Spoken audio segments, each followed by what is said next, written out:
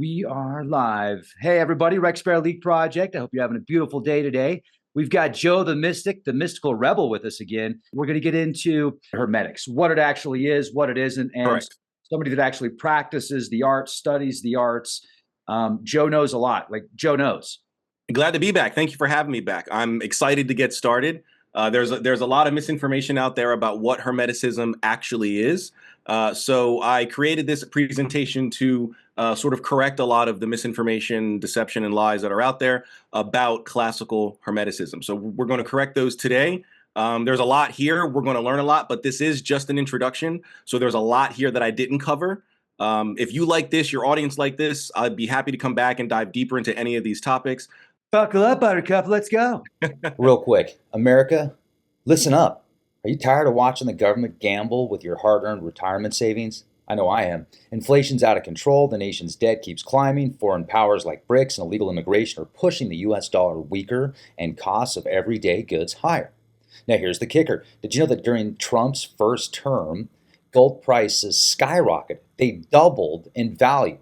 Yeah, gold doubled. What if it happens again? Are your retirement savings ready to handle what's coming?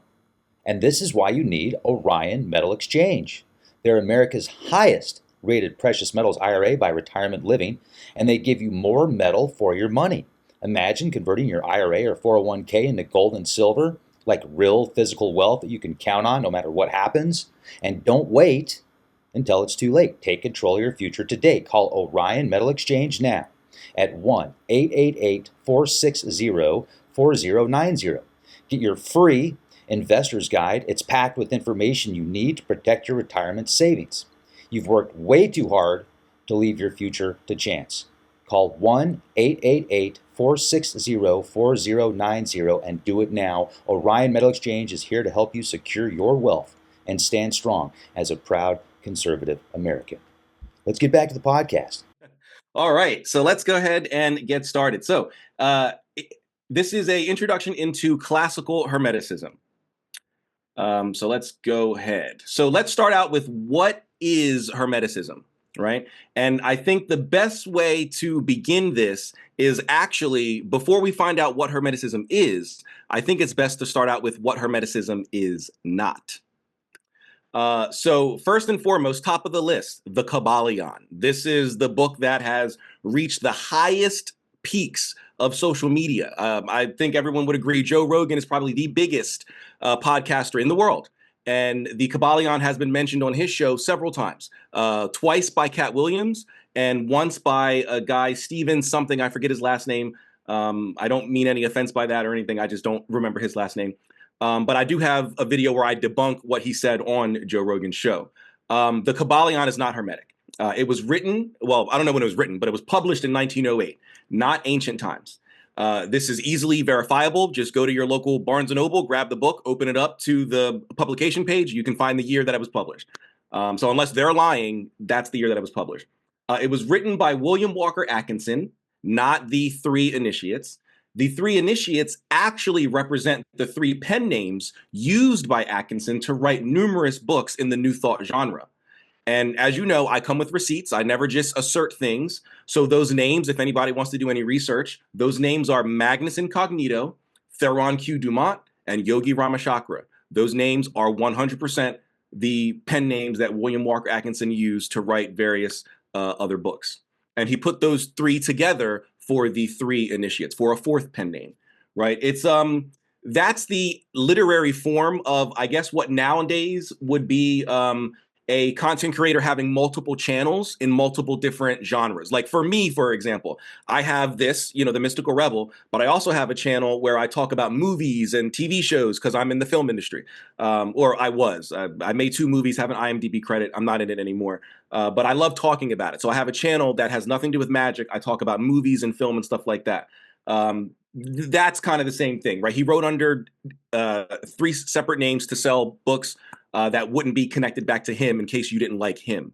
So it is not Hermetic, as it does not contain any Hermetic philosophy or thought whatsoever.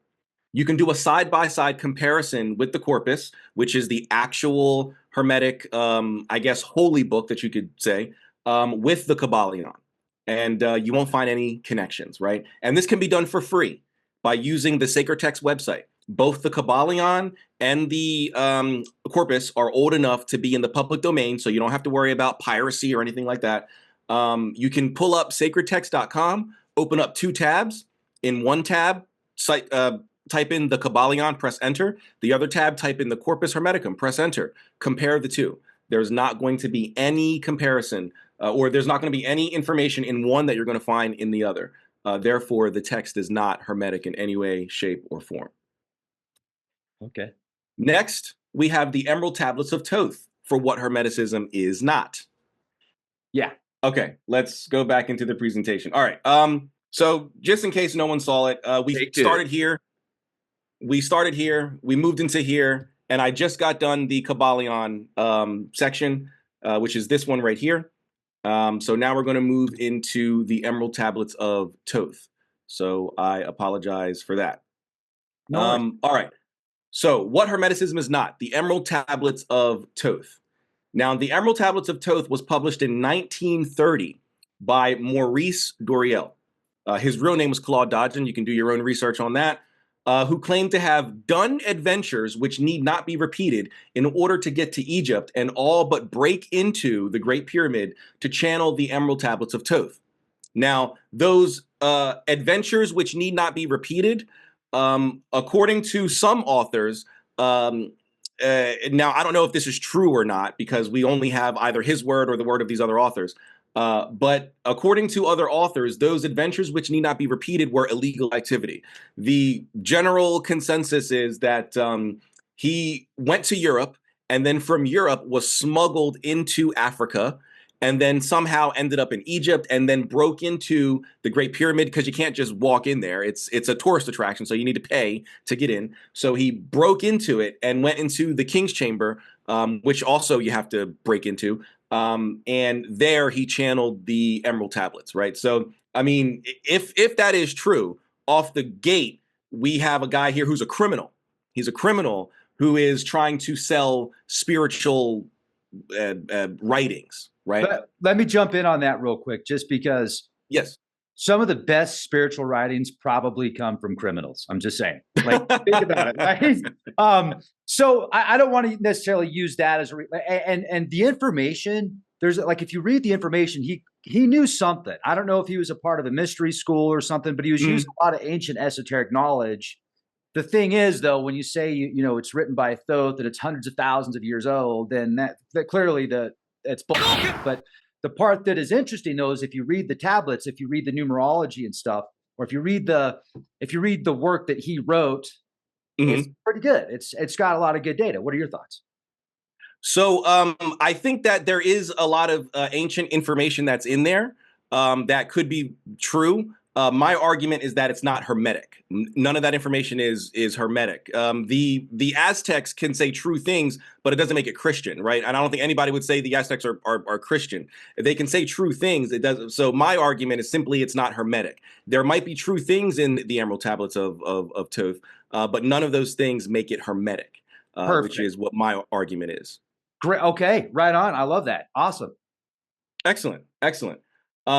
So unfortunately, for Doreal and those who believed his channelings to be authentic, his writings do not represent any legitimate Egyptian or Hermetic spiritual teachings. And we know this because the Egyptians wrote down quite a bit of their belief systems, which are easily found today. If you don't believe the translations by whomever, you're free to get your own Egyptian dictionary in hieroglyphs, Coptic, Demotic transliterations, and you can do the translations yourself. They're out there. Unfortunately, none of what they wrote down is reflected in Doreal's work. Therefore, it's not Egyptian and by proxy, not Hermetic. It could be true, but not Hermetic. And finally, before we move out of what Hermeticism is not, modern occult groups. These are groups such as the Hermetic Order of the Golden Dawn, Crowley's AA, which no one really knows what that stands for. I've seen many different interpretations for what AA is, Astrum Argentum, all these other things. No one knows. So Crowley's AA, the Fraternitas Saturni, or even, as you mentioned earlier, Franz Barden's book, Initiation into Hermetics. Due to the word Hermeticism or Hermetic being involved in the name of a group or a book, people tend to think, and in many cases justifiably, that those groups are actually Hermetic. However, close analysis of their belief systems, rituals, philosophy, etc., show little resemblance to classical Hermeticism. Therefore, I tend to call these groups and books hermetically inspired rather than actually being Hermetic. They were inspired by Hermeticism. They like the terminology and all that, but it doesn't make them actually Hermetic. Franz Barden is fantastic. I recommend him to any intermediate practitioner. He's a bit dense for anybody who's like a beginner. But if you've been doing magic or the occult for a few years, I highly recommend all 4 of his books. He wrote 4. Some people only count the first 3, but The Golden Book of Wisdom is by Franz Barden. So that's his 4th book. He's fantastic, but it's not core Hermeticism or classical. So therefore, I call him hermetically inspired rather than Hermetic. All right, so now that we know what Hermeticism is not, let's move into what Hermeticism actually is. And Hermeticism is a Greco-Egyptian alchemistic religion with writings that date back to 300 plus BCE. However, the religion itself began to organize around 1st century CE. So before it became a religion, it was just a philosophy, right? A way of life, right? I have another presentation on popular church fathers and church writers from ancient times who wrote favorably on Hermeticism. And I believe it was either Lactantius or Didymus of Alexandria. I forget which one. But called Hermes Trismegistus and Hermeticism a worthy predecessor to Christianity. That's how old it is, right? It goes back up to 300 years before Christ was born. I like to put it up to 400 just in case there's any books found like, I don't know, 325 years or something like that. But most scholars put it at 300. And then it didn't get organized. It didn't become a central religion with an authority and holy books and all that until around 100 years after Jesus was around. Hermes Trismegistus is seen as the main prophet of the religion. However, Moses, Abraham, and even Jesus are seen as predecessors.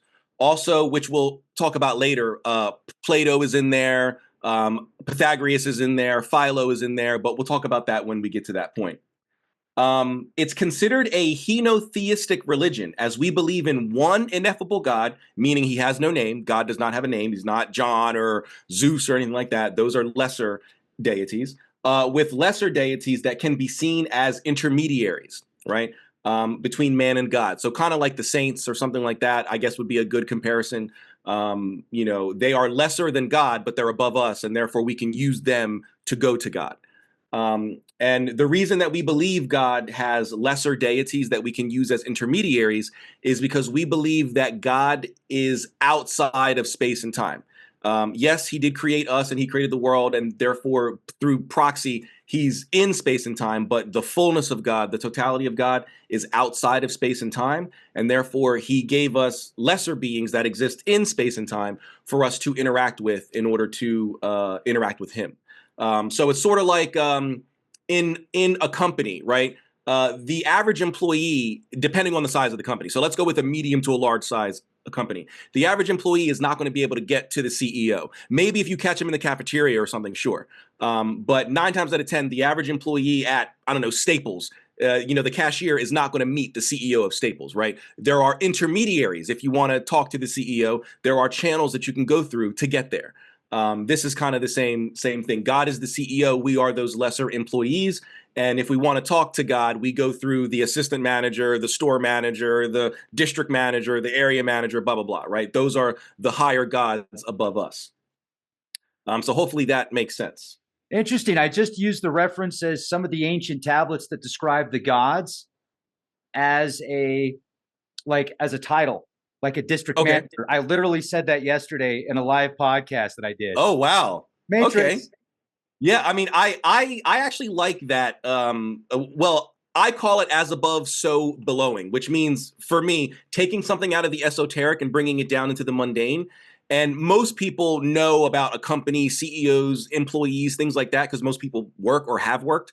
So I think that's a good comparison to have people understand these super esoteric content. So yeah, I like it. Right on.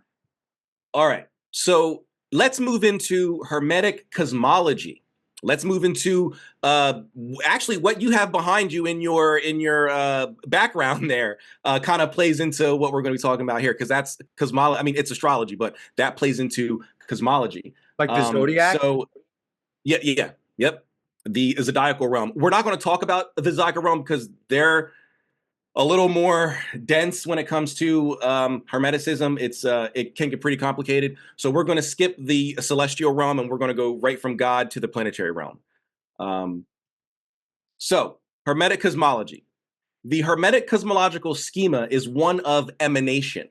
So if you're familiar with Neoplatonism, this will be right up your alley.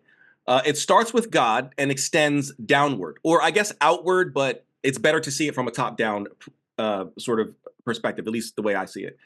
It begins with the nous, or nous. I don't speak Greek, so I don't know how to pronounce that. In French, that's nous. It means us or we, but I don't know.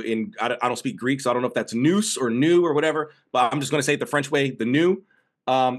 It begins with the nous, or the mind of God. From there, it extends downward in concentric circles or spheres. Each sphere is a layer of reality, and it is represented by a spirit or an angel, which I call the planetary governors. To the Hermeticists, there are 10 layers of reality. The first 7 are governed by the 7 classical heavenly bodies, which include both the sun and moon, because ancient man saw the sun and the moon as planets. And then the 8th, 9th, and 10th are considered mysteries, and in my interpretation of Hermeticism, represent the Trinity. So the 8th sphere would be the Holy Spirit, the 9th sphere would be the Son, and the 10th sphere would be the Father. Hence, no man cometh unto the Father but by me. You have to go through the Son to get to the Father. So you have to go through the 9th sphere to get to the 10th sphere. And then after the 10th sphere is the Empyrean realm and the fullness of God. So God exists outside of time and space, outside of the spheres. He is that first cause, which is what actually the corpus calls him, the first cause. He is the thing that was there before anything. And so he exists outside of space and time. And this is the cosmological schema. Not sure if you can see my little mouse pointer here, but if so, this up here, this thought bubble with the Hebrew in it and the light behind it, we would say this is the mind of God. And you can see there's a arm coming out of it connected to a chain. That chain goes down to this female here, and it's connected to her arm. This is Sophia. She's not a person. She's not a god. She's not a deity. This is just a personification of wisdom. So she's not a goddess or anything like that, at least not to us. To the Gnostics, she might be, but to us, she's not. She's just a virtue. And then she's connected to another chain, which is coming down here to this thing that looks like a monkey, but that's man. And this You know what is else called is chained? Real quick. Do you know what else is chained? what? Statue of Liberty. Think about that. The Oh, Statue of Liberty is chained. really? Yes. I did not know that. That's actually a very interesting connection, huh? Hello. Okay, thank you. I'm gonna have to look into that. Thank you for sharing that. I didn't know that. That's interesting. And also, the representation of freedom, of liberty, is chained. Yeah. Think about that. Yeah, I'm gonna have to look into that. That's a very interesting notion. That's crazy. But yes, so this is called the chain of manifestation. This is how the Hermeticists see the universe, right? It starts with God and it extends downward, or maybe outward if we're looking at it from a parallel perspective, but it's better to see it, at least the way I see it, top down. So it starts with God and works its way down. So these 3 realms right here, normally people would call the zodiacal realm. This is where the zodiac and all that are. And that is true, but it gets very, very complicated there. So we're going to skip that. And if you want to go into that in another presentation, I can certainly do that. But it gets very complicated. So we're just going to say that those 3 top rings, while they are the celestial zodiacal realm, we're going to say that that's the 8th, 9th, and 10th spheres. So those are the mysteries. What we're going to focus on are the blue circles here, the planetary spheres, right? So as you extend downward, the names are down here and you can't really see them because they're so small, but it's Saturn, Jupiter, Mars, the Sun, Venus, Mercury, the Moon, and then of course Earth and all that.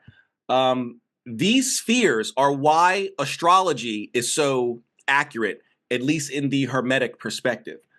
So the way it works, when a soul leaves the mind of God, so when a soul starts up here and it leaves the mind of God, it travels down through each of these spheres before it gets to Earth. It travels down through the planetary spheres.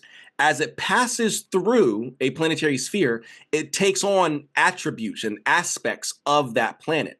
So whatever Saturn represents, as you pass through Saturn, you'll take on some of those aspects. And then you'll go through Jupiter and you'll take on some of those aspects. This is building your personality. So when you are born and you come into the world, you have a personality.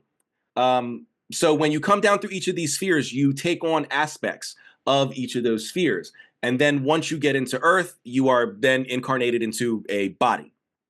And then when you pass away to the Hermeticists, you don't just automatically go to heaven, and there really is no hell to us, but you don't automatically go to heaven.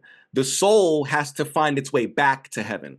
And the reason for that is kind of complicated and long, but essentially we were punished for our hubris as souls, and God sent us away. And that awayness is where we are now, right? In Earth. We are so far, as you can see, we are 10 layers away from God. And so we have to find our way back to God. And the soul needs to learn how to do what the Egyptians call going forth by day, which is essentially ascending back through the spheres. You have to find your way back. You have to repeat the process that you did to come down here. Now you have to repeat it going back up. And you have to get through each of these spheres, and then the 8th, 9th, and 10th, until you find your way back to God, which we call theosis, and that is a complete union with God. You cease to exist as Rex or as Joe, and we merge back into God. So we cease to exist, and we merge back into God. So that's a basic overview of the Hermetic sort of cosmological framework. We would pass through each of these spheres. These spheres are run by spirits, angels. We would learn things from them, and we move on. And hopefully you would initiate as you move on. So that's a basic sort of overview of the Hermetic cosmological framework. Continuing, in the 1500s, Cosimo de' Medici commissioned Marsilio Ficino to translate the Corpus Hermeticum, which is this text here. Now, this is the Anna Kingsford translation, not the Marsilius Ficino translation, but that is the corpus. And in one of, sorry, I have a new puppy. I just had to make sure he wasn't peeing anywhere. In one of his many letters, Ficino contemplated the nature of the spheres. He writes, "The moon stands for the constant movement of our spirits and bodies. Mars stands for speed and power. Saturn shows our intention. The sun stands for the God in us. Jupiter brings connection between man and God. Mercury means advice, ratio, which means something different to ancient man, knowledge and insight.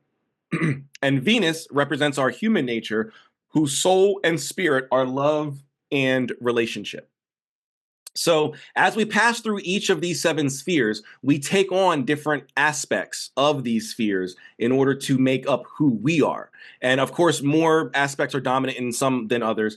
But this is essentially our internal spiritual makeup. It comes from God and the planets, right? And it's not really in here, but if we ever got into the Hermetic creation story, that'll make a lot more sense. But I felt that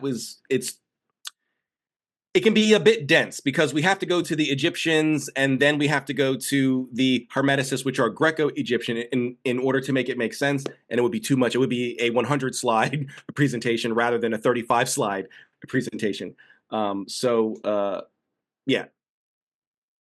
When I look at I'm sorry, I can't hear you. When I look at Jupiter and it says brings connection between God and man, and I think of Jupiter in ancient Greek mythology representing Zeus.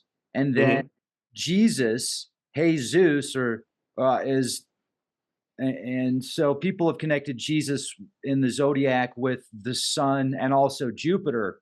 So when you read this as Jupiter brings connection between God and man, that's another fascinating connection in religion with Yeah. Jesus. Wow. Yeah. Yeah. It's really interesting how ancient man, without any of the, technological or scientific advances that we have now, was able to look up in the sky and come up with these correspondences that have stood the test of time. I mean, even to this day, we use a lot of this in the occult, in Rosicrucianism, in the Kabbalah. We use a lot of this from ancient man, and so it's extremely fascinating to me. And if you're not familiar with Marsilio Ficino, I urge anybody watching this to go and study him, as well as Giordano Bruno. They are phenomenal from the 1500s and onward for bringing Hermeticism back into the forefront, right? So, all right, let's move into our guy, Hermes Trismegistus. Who was that guy? Who was Hermes Trismegistus? Well, let's talk about it. Who was Hermes Trismegistus? Did he actually exist? Well, according to Pythagoras, Hermes Trismegistus was the first Hermetic prophet in a line of Hermetic succession, which some would attach to the tail end of Abrahamic prophet succession. Pythagoras states that Hermes came first, then Orpheus, then Aglaophimus, then Pythagoras himself, followed by Philolaus or Philo, and ending with Plato. However, if anybody knows their history, they would know that this is not true in a chronological way. It's only true symbolically. And that's because Philo lived a full century before Pythagoras. So there's no way that Philo could have come after Pythagoras if he came before Pythagoras. So this is symbolic more so than chronological. But this is the line of succession for prophets. You know how in Christianity it's Abraham, Moses, Isaac, all those guys until it gets to Jesus. Well, this is our Hermetic sort of succession.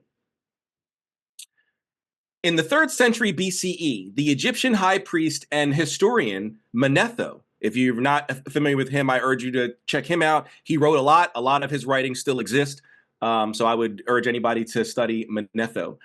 He was the first to tell us exactly who Hermes was. He also mentions many manifestations of Hermes. So there wasn't just one Hermes. There was numerous Hermes. Some were Greek, some were Egyptian. There were even Jewish Hermes. There's contention on which Hermes is the actual Hermes Trismegistus. I tend to go with the Egyptian or even the Arab Hermes. There is an Arab Hermes, and we owe a lot to the Arabs. The Muslims were amazing friends to us. The Christians were not. The Muslims were great to us. They saved us in a lot of ways. So the Arab Hermes may very well be the actual Hermes. But as of right now, until more information comes out, I go with the Egyptian Hermes. But that's neither here nor there. Per Manetho, the first was Thoth, who prior to the great flood of Genesis wrote down ancient wisdom on stone tablets. After the flood, those stone tablets were translated by Agathodamon, who we'll talk about later, the son of the second Hermes, for the benefit of his son, Tat. Tat is mentioned in the corpus as a student who was learning all these mysteries. That was the general scholarly consensus for a long while. However, Jean-Pierre Hermé, in his Way of Immortality, provides a different translation. He says it starts with Thoth, and then it goes to Agathodamon. The other people said it was Thoth, and then Hermes, and then Agathodamon, and then Tat. Jean-Pierre says it was Thoth, Agathodamon, Hermes, and then Tat, and that is the translation I prefer to go with. It seems, if we look at the writings and how they all play out, that seems to be the correct way. I'm not saying it is the correct way. It just seems to be based on how the writings go. Continuing. In Asclepius, part of the Hermetic canon, also found within the corpus, we read Hermes state, Hermes, my grandfather, as in Thoth, whose name I bear, Hermes, Thoth, as you know, still lives in this fashion, which is a statue, in his birthplace, which is named after him, and in Greek called Hermopolis. So in the corpus, we hear Hermes tell you that he's a human. I'm a human being, and I have a grandfather. I was born as a human. My grandfather has my same name, which is why I agree with this right here. If Hermes is the grandson, that would have to mean that Agathodamon is his father, not the grandson. So that's why I go with this translation over the prior consensus.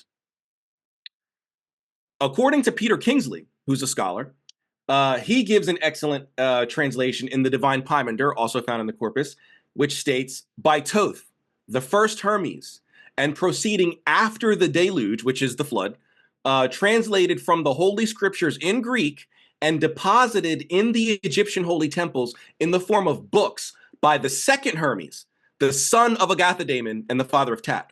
Hence this right here, Thoth, Agathodamon, Hermes, Tat. So more information to sort of prove what Jean-Pierre was saying, that it's Thoth, Agathodamon, Hermes, and then Tat. So that's the what's the word? Not genealogy. That's the genealogy of Hermes. So he was a man, just like Jesus. He was well, not just like Jesus. We don't think he was ever divine. He was a man. He was born. He wasn't some god who came from the sky. He was a man. He was born. He was just able to ascend before any of us, which is why he is a prophet. All right. So now let's talk about God. Let's get into how Hermeticists view God, how we see God. So who is God? Well, classical Hermeticism teaches that God is a singular, all-powerful, divine being.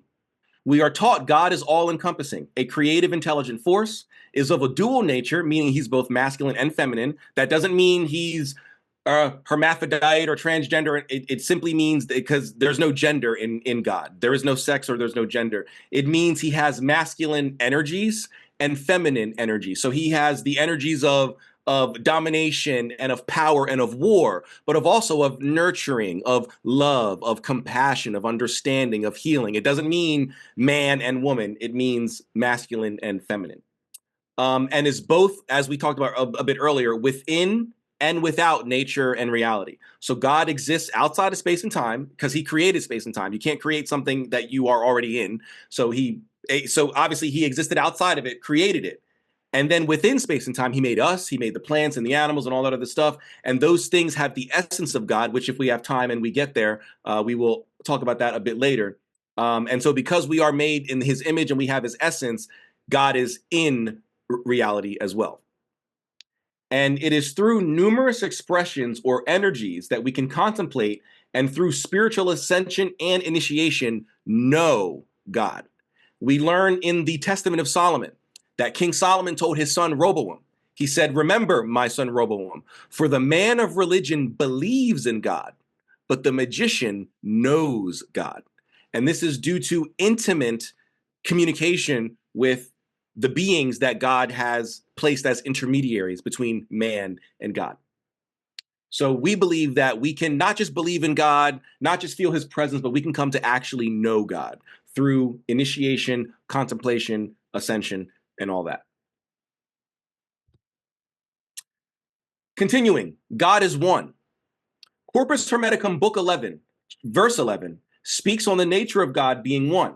Now, in the GRS Me translation, it says, from the mind of God, first, that there is someone who does these things, is clear, and next, that he is also one, is very manifest. For also soul is one, and life is one, and matter one. So we're all one. We are all connected, not in some new agey type way, but we are all connected because we all come from God. We are all made of the same substance, the same essence, and that essence is God. We all came down through the spheres. So therefore, we are one in that sense.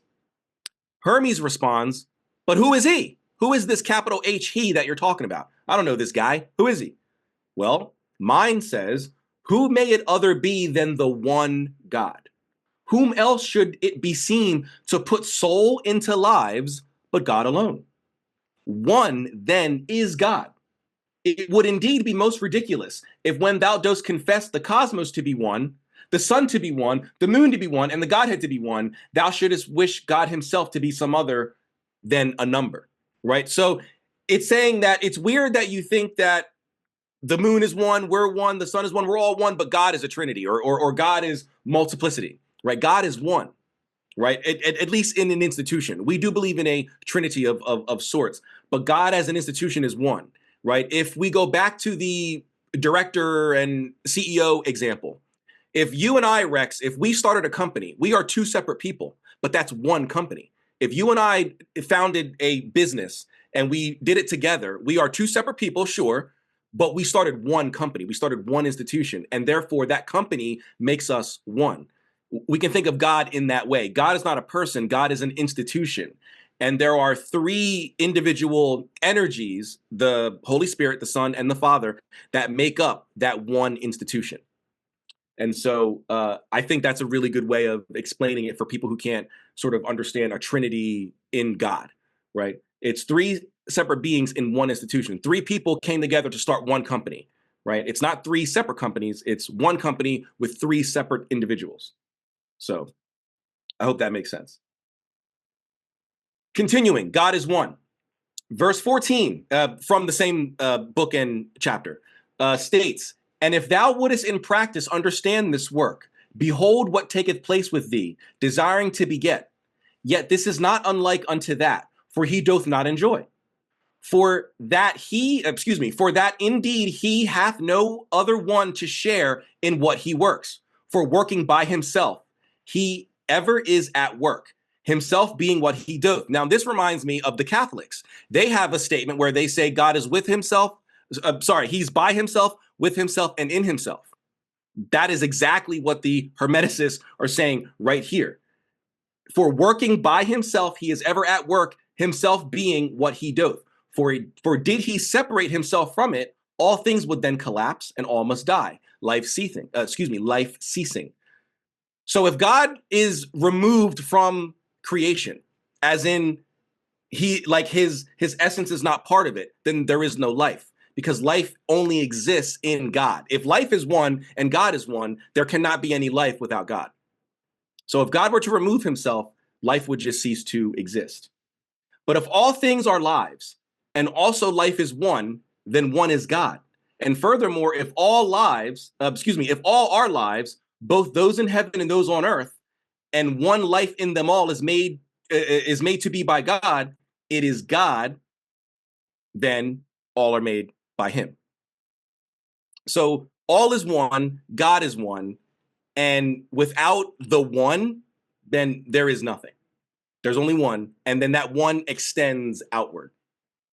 And again, this is book 11 in the Corpus, which in my translation is called The Mind of Hermes. Depending on the translation you guys decide to go with, the chapters might be ordered differently, but it's the same. It's just how they're ordered. Anna Kingsford made her ordering differently than G.R.S. Mead, and he made his order differently than Brian Copenhaver, etc., etc. It's all the same books, they're just ordered differently. Continuing, God is a creative intelligence. God created man and gave us his essence. In book 12 of the Corpus Hermeticum, which is called Of the Common Mind, it tells us that if there is a such thing as an essence of God, then the mind would be it. Hermes, in that same chapter, tells us, "The mind, O Tat," remember Tat is Thoth's great-grandson, "the mind, O Tat, is of God's very essence, if there is such a thing as an essence of God. And what that is, it and only it knows precisely. Man can never know God's true essence, at least not while we're in the body. We can never know God's true essence. We can only learn God's true essence when we reunite with him, at least in our belief system. We can know God at a distance, but we can never know his true essence, the totality of God. Only God knows his true essence. The mind, then, is not separated off from God's essentiality, but is united to it as light to sun. This mind in men is God. And for this cause, some of mankind are gods, and their humanity is nigh unto divinity." Now, let me be clear here. It's not saying that there are men walking or women walking around as an actual God, but that there are people who have achieved a level of awareness, a level of consciousness, or as the New Age would say, has raised their vibration to a certain frequency to the point where they can be comparable to a god, or as the text says, they are their humanity is nigh unto divinity. It's right there. It's not godhood, but it's right there, right? So for the good daemon, or the good spirit, not demon, daemon, for the good daemon said, "Gods are immortal men, and men are mortal gods. This is why the ancients believed in hero worship, right? If you were a great person, a great warrior in ancient Greece, and you died in battle, chances are you would be venerated as some sort of a demigod, right? And they would elevate you to some sort of a divine status, right? That's how man can become God. Because gods are immortal men and men are mortal gods. We all come from the same essence. We come from God. We're made in his image. We are gods in some sort of capacity. Book 3 of the Corpus Hermeticum, called The Sacred Sermon, discusses the generative and creative nature of God. Pretty much the entire book or chapter divulges the nature of God, which we're not going to really get into. I have a whole presentation on just the nature of God, so we're not going to get into that here. Just like the divine Poimandre, or Poimandris, as some people say. I prefer Poimandre.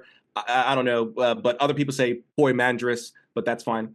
The 7 planetary governors plays a key role in this short book, as well as a rebirth or a renewal of all things, right? So kind of like when the Bible in Revelation says, the old heaven and the old earth will pass away, and there will be a new heaven and a new earth, right? So a cycle. There's going to be a revelation, a tribulation, and Armageddon. This world's going to die. Heaven's going to die. It'll pass away. And there will be a new heaven and a new earth. It'll be paradise. Everyone's going to be friends. We're going to dance and drink wine and all this other stuff. We said the same thing, that there is a rebirth and a renewal of all things. And one of the final things before we move into the next section, man made in God's image, man as creator. In Corpus Hermeticum, Book 1, verse 18, we read God's instructions to humanity on creation and generation. We are made in God's image. God can create. So if we're made in his image, we can create. We can make. No, we can't create worlds. We can't create dimensions and, all that. But we can create life. We can make beautiful artwork. And things that actually last, right? We can create. In my interpretation, this can be seen as either, as I just said, as either having children or creating something that lasts, like art, music, film, a painting, writing something, right? There are books, there are plays, there are, paintings that hundreds of years ago meant nothing. But today we honor and venerate it as some great thing, right? They're being housed in museums, and millions of people from all over the world go to these things every year to take pictures and to see them. And there's college courses on these things. That's what this is talking about. Make something last. God made us. We last. Hopefully we don't die in some nuclear war or global warming or something like that. Humanity has lasted. We should in turn make something that lasts. And the text says, now listen to the rest of the discourse, which thou dost long to hear. The period being ended, the bond that bound them all was loosened by God's will.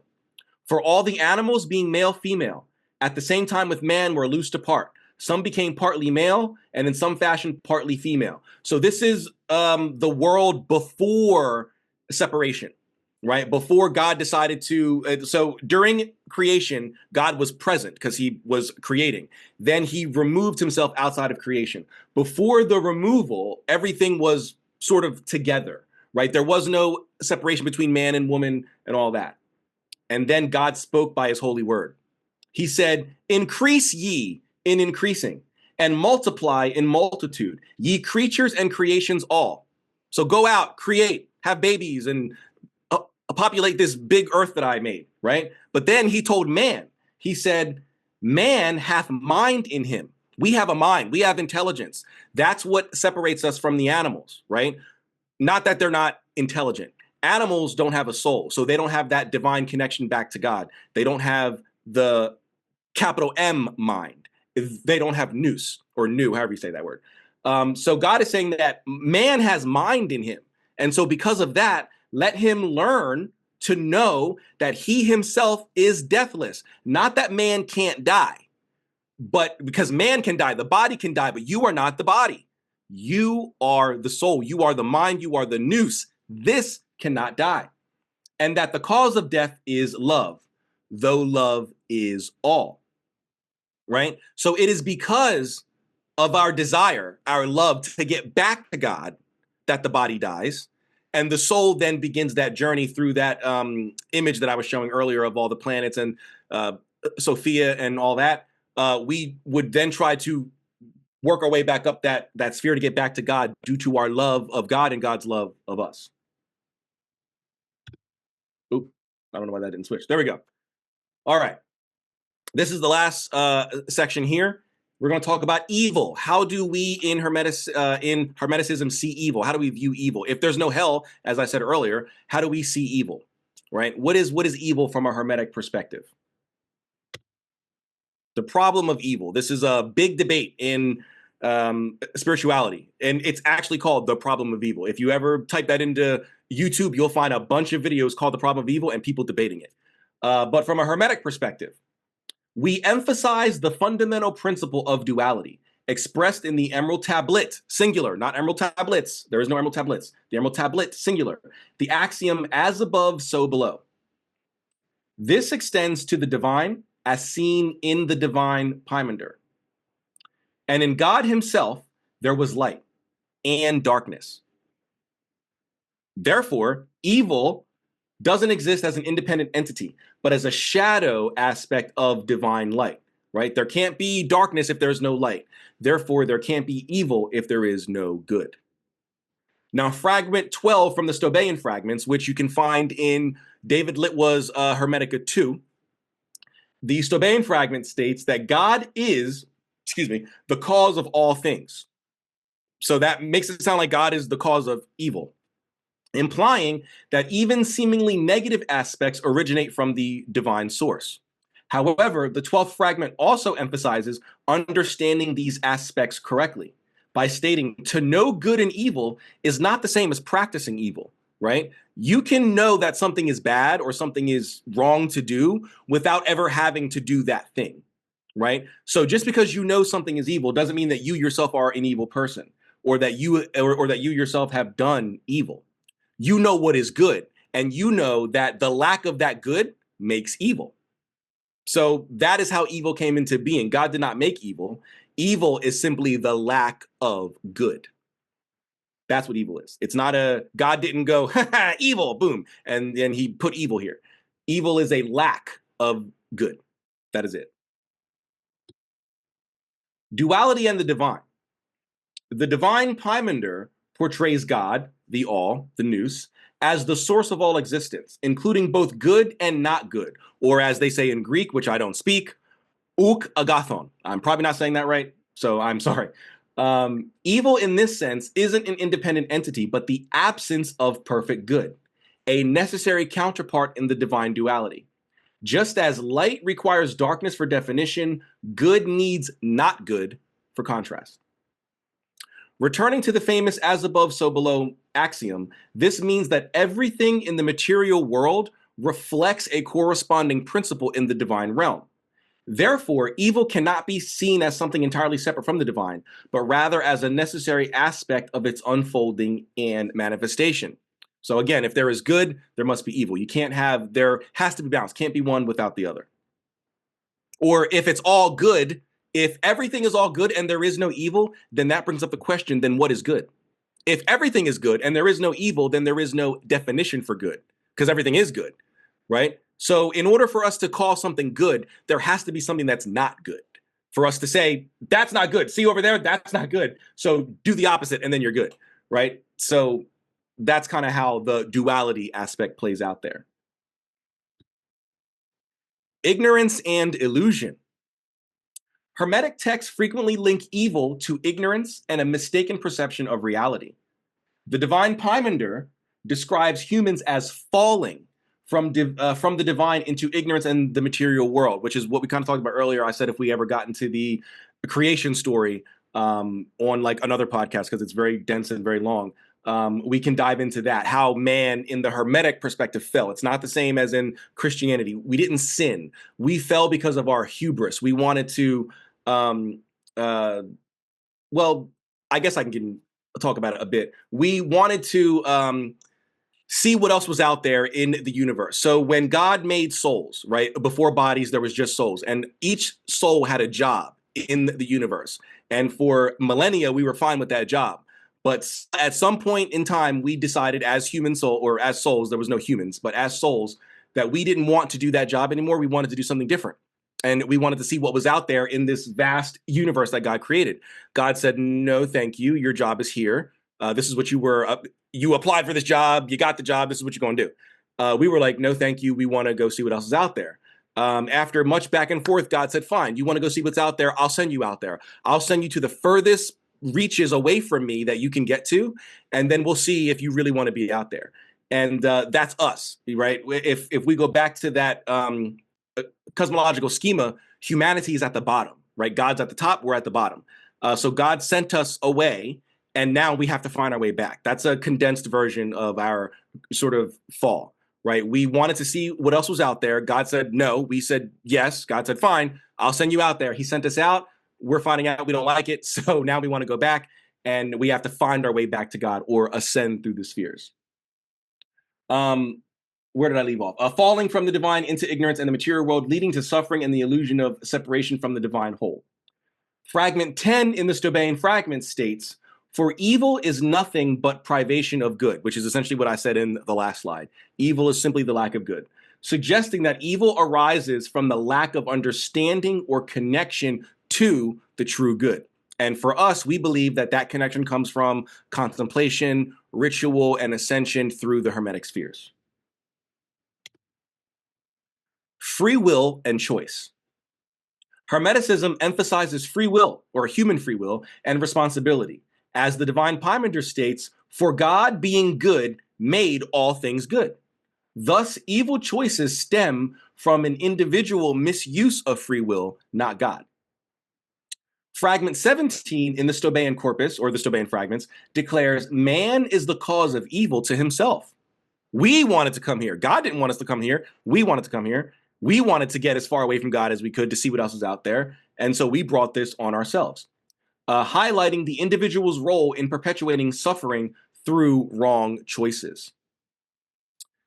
The Corpus Hermeticum, Discourse 10, emphasizes human free will and responsibility. We as divine sparks in the material world have the power to choose how we respond to the challenges and temptations it presents. Evil arises not from an external force, but from our own choices and misuse of our free will. So there is no, the devil made me do it. There is no, I was possessed, and that's why I went. You chose to do that, right? Now, it could be mental illness and all that, but you chose to do that, right? No one forced you. No spirit made you go and do this. You made the conscious decision to, right? So evil is simply the lack of good. Now, how do we overcome that, though? How do we overcome evil? Well, we overcome it through transformation and ascent. Hermeticism doesn't see evil as an insurmountable obstacle, as in some other religions, but as a challenge on the path of spiritual growth. By recognizing the limitations in the material world, overcoming ignorance, and aligning oneself with the divine or the nous, humans can transcend suffering and integrate the shadow aspect into their human being. Now, this is the point of modern Hermeticism. The goal is to ascend above the spheres, get outside of fate, because fate is ruled over by the planets. We get outside of fate, and if we can get outside of fate, we can remove evil from us, not from the world, but from us. We can remove evil from our actions, from our thoughts, from things like that, and contemplate on higher things, which there's nothing higher than the 8th, 9th, and 10th, other than God. So we would contemplate that. Or what Pico della Mirandola said is the contemplation on the celestial, right? Having the angels in our mind so that way we can ascend to their level. The Divine Pymander states, he who hath known himself hath known the all, implying that self-knowledge allows one to understand the nature of both good and evil and ultimately transcend them. Do not be deceived, however. This self-knowledge does not mean to rely on one's own knowledge and interpretation. It doesn't mean to go grab the corpus and then read a couple pages and go, oh, well, I know what those words mean because I speak English, so therefore I understand this. No. There's other research, other studying. You can't just say, oh, well, I know it because of my own understanding. You have to contemplate. You have to meditate on the things that you read. You should probably try to interact with the beings, the angels, the planets, that can assist you with understanding. It might be prudent to go read some of the other Hermetic texts outside of the corpus, such as the Chirinidae, such as the aphorisms of Hermes, such as the fragments, such as the definitions, et cetera, in order to get a full understanding, right? Even the Bible states, lean not into thine own understanding, right? You don't want to just think that, oh, well, I read it, I know what those words mean, so therefore I know what this means. No, no, no. I mean, maybe you do. If it says jump off the building, obviously that means that. But if it says something like, you know, God is within you, it doesn't mean that God is literally in you. And if you open yourself up, you'll pull out God. It means something spiritual. So don't lean into your own understanding. There's external research and studying and meditation and practice that need to be done in order to gain a full understanding. And that's essentially what the last statement here says. Rather, it means to contemplate and meditate on the things we read within the Hermetic texts and integrate those teachings into our lives. And that last statement, integrate those teachings into our lives, is paramount. The Bible says you will know them by their fruits. What is that? What is their fruits? Well, if you're a house builder, your fruit is the building of the house. But if I'm a Hermeticist, what is my fruit? The fruit is me learning the things from the corpus, from the spirits, from whatever, and integrating those things into my life so they reflect outward. So when people see me in my everyday life, not on camera, but in my everyday life, they might not go, oh, he must follow Hermes. They won't know that, but they'll know that there's something different about me from a spiritual perspective. They will know me by my fruits. And then there's the ascent of the soul. We read in the Corpus Hermeticum, Tractate 13, the ultimate goal of the Hermetic journey is to ascend beyond the limitations of the material world and reunite with the divine mind, or what I said earlier was theosis, you cease to exist and you reunite with God. In a simplistic framework, this process involves overcoming duality, recognizing the unity behind both good and not good, and aligning oneself with the divine principle within. Though not classically Hermetic, texts like Seven Spheres by Rufus Opus, which I've worked somewhat through, not all the way, can assist one with ascension through the spheres so one may find their way back to God on the path of return. So it's not Hermetic, but it is definitely hermetically inspired. Definitely that. And that is the goal of all people within the sort of Hermetic framework. And then we have the shadow side. Hermetic texts like the Corpus Hermeticum and the Stobaean fragments speak of the shadow within each individual. This shadow represents our lower desires, attachments, and egoistic tendencies. These are not inherently evil, but can become destructive if left unchecked. Overcoming the shadow and achieving spiritual growth involves integrating these aspects with our higher consciousness. That right there, that simple sentence is the definition of shadow work. Any New Ager tries to tell you something different is BS. This is shadow work. Finding out what your issues are, working through them, and integrating them. That is shadow work.